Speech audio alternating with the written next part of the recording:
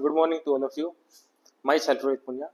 और आज की क्लास में हम पढ़ेंगे कार्डियोवैस्कुलर सिस्टम।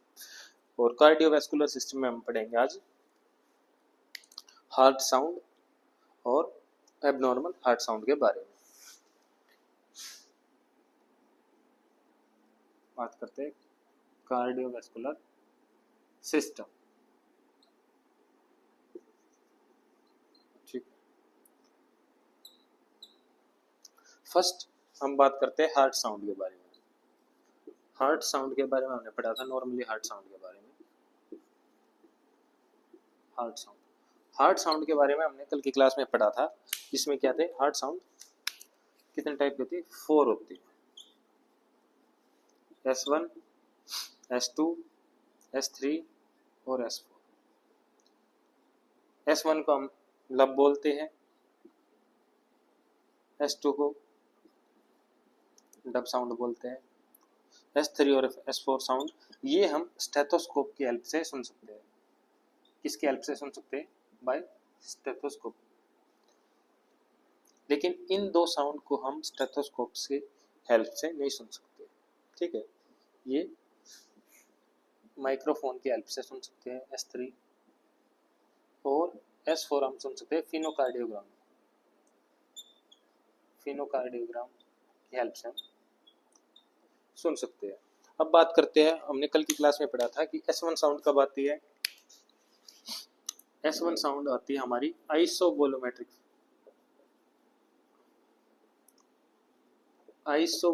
सिस्टोल में, ठीक है। अगर हम S2 साउंड की बात करें, ये साउंड कब आती है? ये हमारी आती है प्रोटोडायसिस्टोल में, प्रोटोडायसिस्टोल फेज में, ठीक है। अब इसके बाद हम बात करें S3 साउंड की। S3 साउंड हमारी कब आती है? रैपिड फीलिंग फेज में। रैपिड फीलिंग के टाइम पे S3 साउंड आती है, ठीक है। अब बात करें S4 की। S4 हमारी कब आती है? S4 आती है हमारी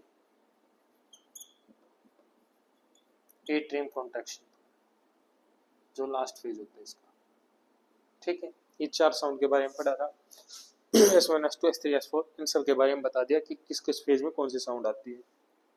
अब बात करते हैं एबनॉर्मल हार्ट साउंड के बारे में कि एबनॉर्मल हार्ट साउंड क्या होती है, किस चीज पे बेस करती है, ठीक है।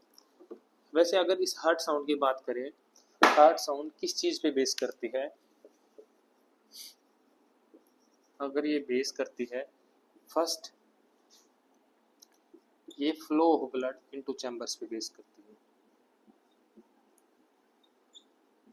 इन चैम्बर्स। सेकंड इसमें हम बात करें, ये कॉन्ट्रैक्शन ऑफ मसल्स के ऊपर भी बेस करती है, कॉन्ट्रैक्शन ऑफ मसल। थर्ड इसमें हम बात करें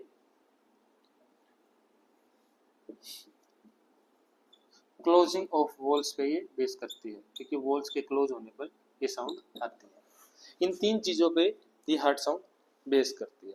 अगर इन चीजों में ब्लड के फ्लो में अगर कोई दिक्कत आ रही है, तो उसके कारण से वो नॉर्मल जो हार्ट साउंड है वो चेंज हो जाएगी, इसमें एबनॉर्मल हार्ट साउंड है। अब बात करते हैं एबनॉर्मल हार्ट साउंड के बारे में।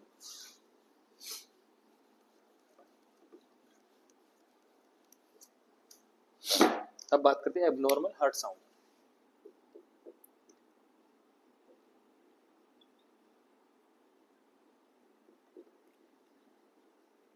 Abnormal heart sound, abnormal heart sound हमारी कब आती है?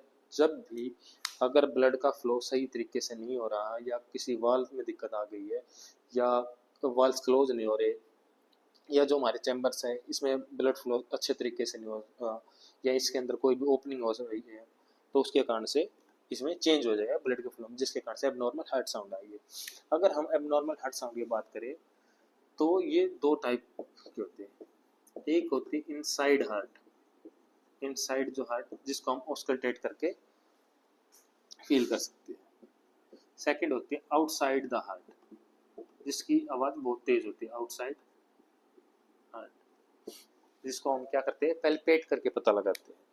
अगर इनसाइड हार्ट की साउंड की बात करें, तो ये होती है हमारी मरमर साउंड। क्या होती है, मर्मर साउंड।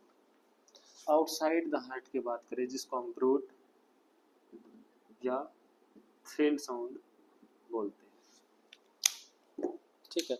अगर थ्रिल साउंड है तो इसको हम पैल्पेट करके भी पता लगा सकते हैं, पैल्पेट करके भी पता लगा सकते हैं, लेकिन इसको हम by the help of stethoscope पता करते हैं।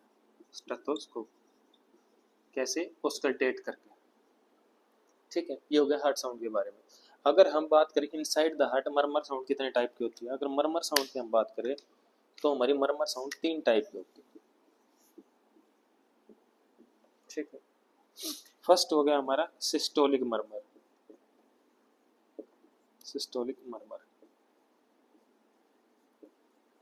सेकंड हो गया diastolic murmur, systolic murmur. Third होगा हमारा continuous murmur sound, continuous murmur sound. First हम बात करते हैं सिस्टोलिक मरमर की। सिस्टोलिक मरमर साउंड कब आएगी, सिस्टोलिक मरमर साउंड। फर्स्ट हम बात करते हैं सिस्टोलिक, सिस्टोलिक। सिस्टोलिक का मतलब है जब भी सिस्टोलिक फंक्शन प्ले होंगे उस टाइम पे अगर किसी भी ब्लड के फ्लो में दिक्कत आ रही है और उस टाइम पे साउंड प्रोड्यूस हो रही है तो उसको हम बोलेंगे सिस्टोलिक मरमर। ये मेनली किस कंडीशन में राइज होगी, ये होगी, इसकी एक ट्रिक है,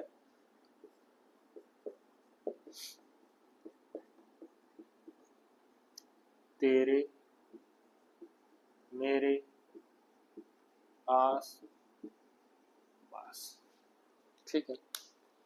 फर्स्ट इसमें हो गई टी से ट्राइकास्पिड रीगर्जिटेशन में, ट्राइकास्पिड रीगर्जिटेशन में। सेकंड मिट्रल रीगर्जिटेशन से, रीगर्जिटेशन में। थर्ड हम बात करें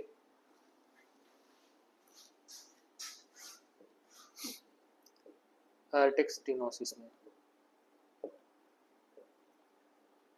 फोर्थ हम बात करें तो प्लमनरी स्टेनोसिस में। स्टेनोसिस का मतलब होता है किसी भी चीज का नैरो हो जाना, उसको हम बोलते हैं स्टेनोसिस, मतलब पतला हो जाना उस चीज का, ठीक है। ये हो गया स्टेनोसिस। मान लो कोई भी ब्लड वेसल से इसमें क्लॉट फॉर्मेशन हो गई तो इसका साइज नैरो हो गया तो इसको बोलते हैं स्टेनोसिस।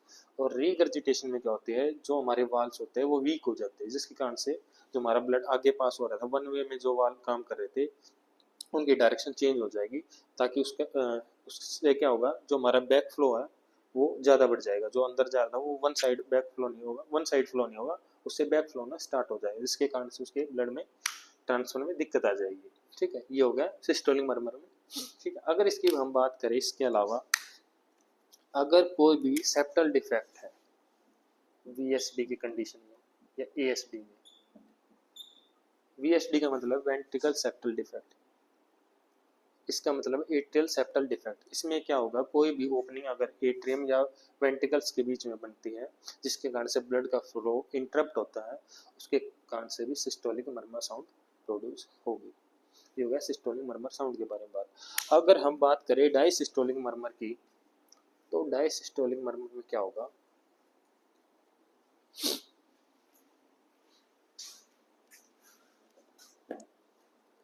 सेकंड हम बात करें इसमें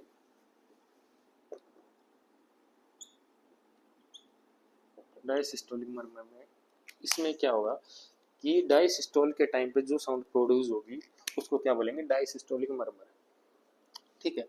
अब इसकी बात करते हैं ये किस कंडीशन में अराइज होगी, उसमें थी तेरे मेरे आसपास, ठीक है। इसमें क्या हो गया, ट्राइकास्पिड स्टेनोसिस में, मिट्रल स्टेनोसिस में,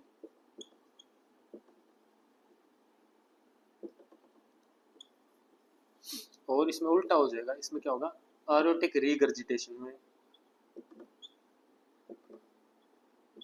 और पल्मोनरी रिगर्जिटेशन की कंडीशन में हमें डायसिस्टोलिक मर्मर साउंड देखने को मिलेगी।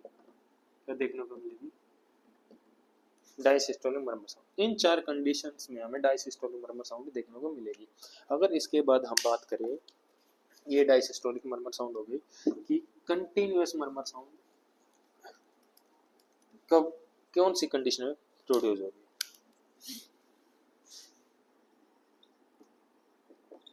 Continuous murmur sound. Continuous murmur sound का मतलब है ये साउंड S1 और S2 साउंड को मेनली डिस्टर्ब करती है, ठीक है। और कंटिन्यूअस जो मर्मर साउंड है ये किस कंडीशन में देखने को मिलेगी? ये हमें देखने को मिलेगी PDA में, पेटेंट डक्टस आर्टेरियोसिस की कंडीशन में। और ये कब देखने को मिलेगी? मान लो आज डिलीवरी हुई किसी बच्चे की, तो उसके आफ्टर 1 ईयर हमें ये कंटिन्यूअस मर्मर साउंड देखने को मिलेगी। ये हो गया एबनॉर्मल हार्ट साउंड के बारे में। किसमें देखने को मिलेगी? PDA की कंडीशन में हमें ये देखने को मिलेगी। अब बात करते हैं, इसके बाद हम साउंड के बारे में बात हो गई, अब बात करते हैं हम नॉर्मल टर्मिनोलॉजी के बारे में बात।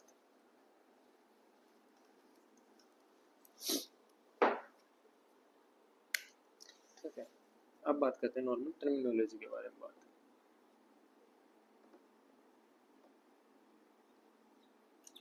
फर्स्ट हम बात करते हैं एंड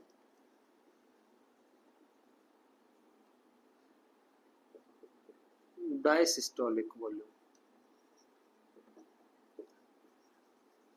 एंड डायसिस्टोलिक वॉल्यूम का क्या मतलब है? एंड डायसिस्टोलिक वॉल्यूम का क्या मतलब है कि सिस्टोलिक फंक्शन के बाद में कितना वेंट्रिकल्स में ब्लड फिल होता है after diastolic, at the end of diastolic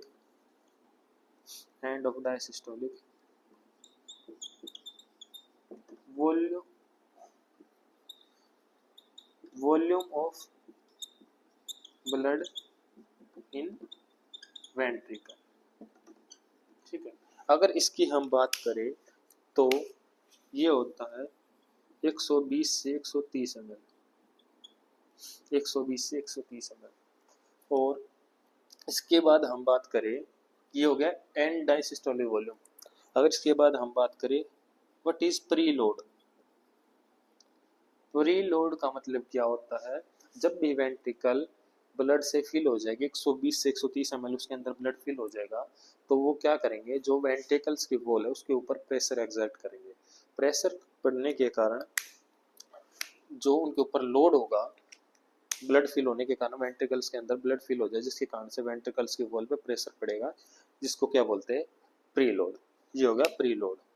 after filling the blood into ventricles and the blood exerts suppression on the walls of the ventricle is called preload।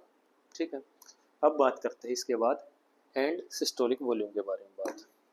ये हो गया एंड डायसिस्टोलिक वॉल्यूम और preload के बारे में बात। अब बात करते हैं एंड सिस्टोलिक वॉल्यूम के बारे में बात।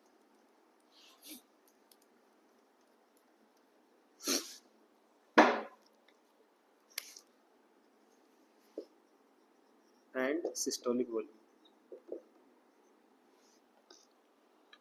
एंड सिस्टोलिक वॉल्यूम का क्या मतलब है? आफ्टर द सिस्टोल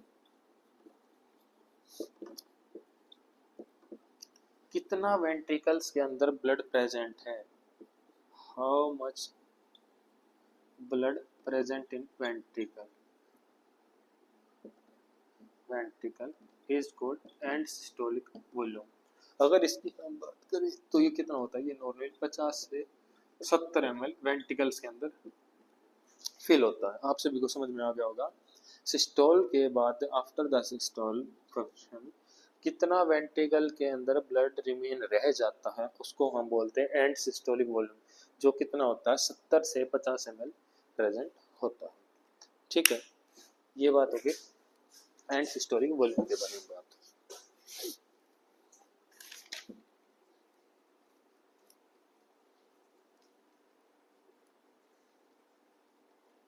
अब हम बात करते हैं स्ट्रोक वॉल्यूम के बारे में बात।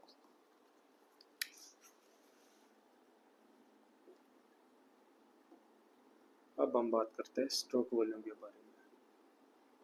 स्ट्रोक वॉल्यूम का क्या मतलब होता है कि amount of blood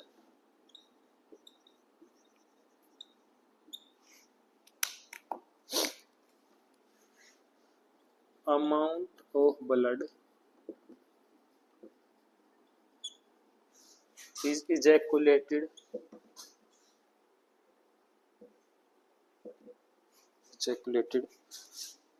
from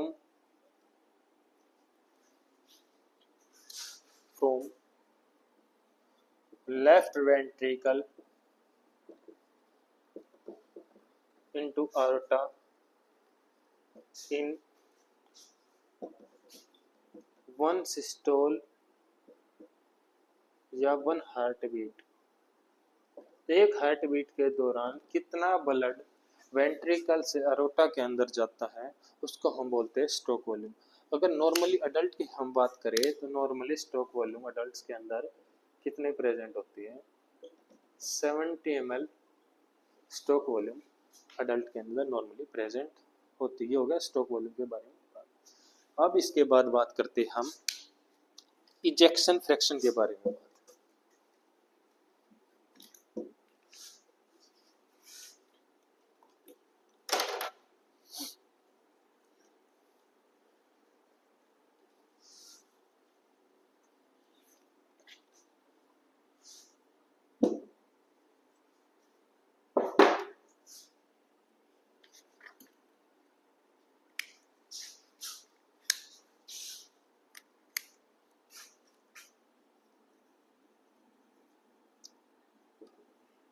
ejection fraction. Ejection fraction का क्या मतलब होता है?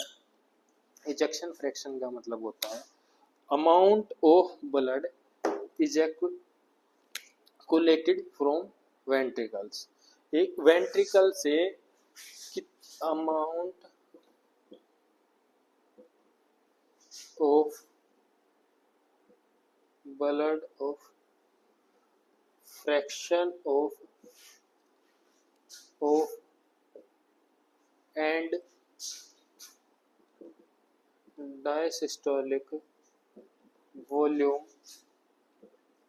into ventricles, इसको हम बोलते हैं इजेक्शन फ्रैक्शन। इजेक्शन फ्रैक्शन मतलब है जितना डायसिस्टोलिक वॉल्यूम वेंट्रिकल्स में जाता है उसका फ्रैक्शन करके हम जो निकालते हैं उसको बोलते हैं इजेक्शन फ्रैक्शन। इजेक्शन फ्रैक्शन क्या इंडिकेट करता है?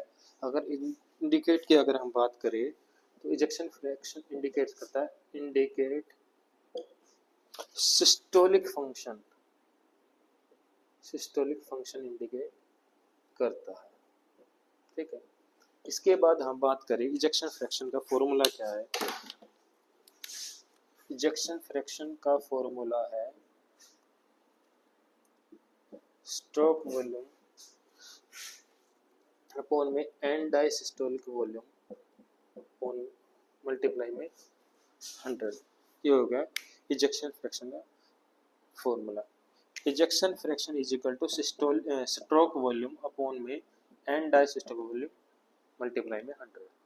ठीक है, अगर इसकी हम बात करें स्ट्रोक वॉल्यूम के बारे में, स्ट्रोक वॉल्यूम कितने होते हैं? नॉर्मली 70, अभी हमने बात करी। और एन डायसिस्टोलिक वॉल्यूम कितनी है? 120 ml मल्टीप्लाई में 100। 0 एक 0 कट गई, 10।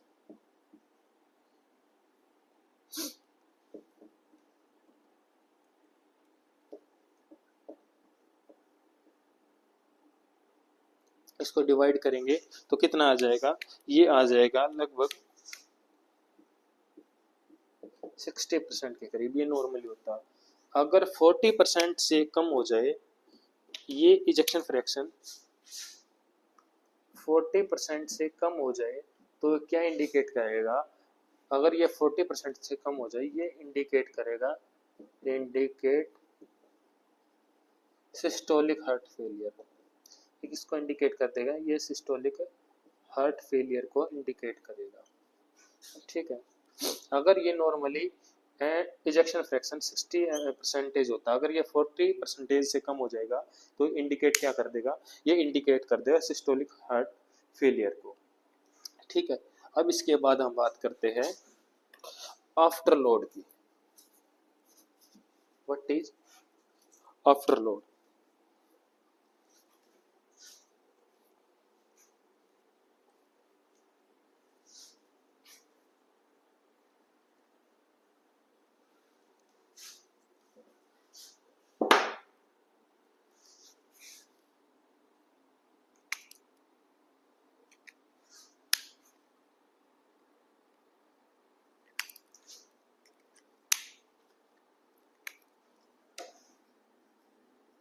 अब बात करते हैं आफ्टर लोड की।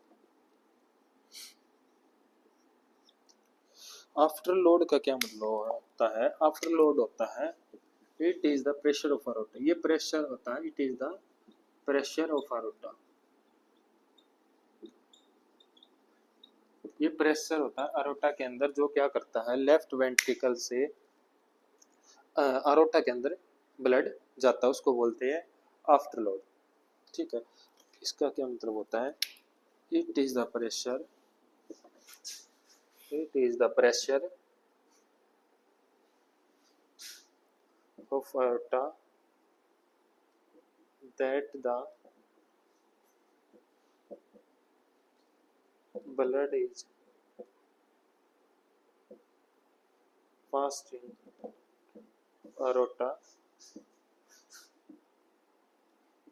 left ventricle।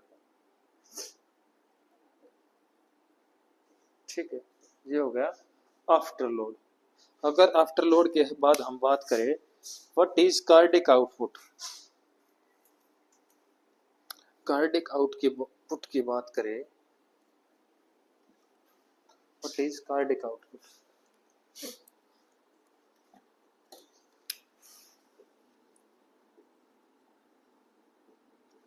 What is cardiac output?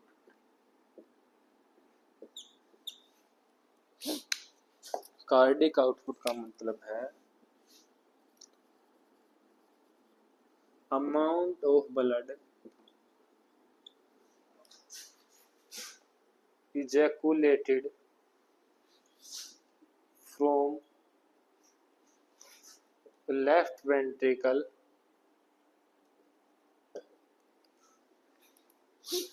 into aorta in 1 minute। 1 minute के अंदर जितना ब्लड लेफ्ट वेंट्रिकल से aorta के अंदर जाता है उसको हम बोलते हैं कार्डिक आउटपुट। अगर हम कार्डिक आउटपुट की नॉर्मली बात करें, कार्डिक आउटपुट कितना होता है? स्ट्रोक वॉल्यूम मल्टीप्लाई में हार्ट रेट। स्ट्रोक वॉल्यूम कितनी होती है हमने पढ़ा था, 70 ml गुणा में हार्ट रेट। अगर इसकी हम बात करें नॉर्मली कार्डिक आउटपुट होता है 5040 ml। ये नॉर्मली कार्डिक आउटपुट होता है। कार्डिक आउटपुट का आप सबको मतलब पता चल गया होगा। Amount of blood ejaculated from left ventricle into अorta in 1 minute is called cardiac output. Cardiac output में क्या होता है? Stroke volume multiply by 100 multiply heart rate. इसको जब मल्टीप्लाई करेंगे तो नॉर्मली जो कार्डिक आउटपुट होता है वो 5040 ml होता है।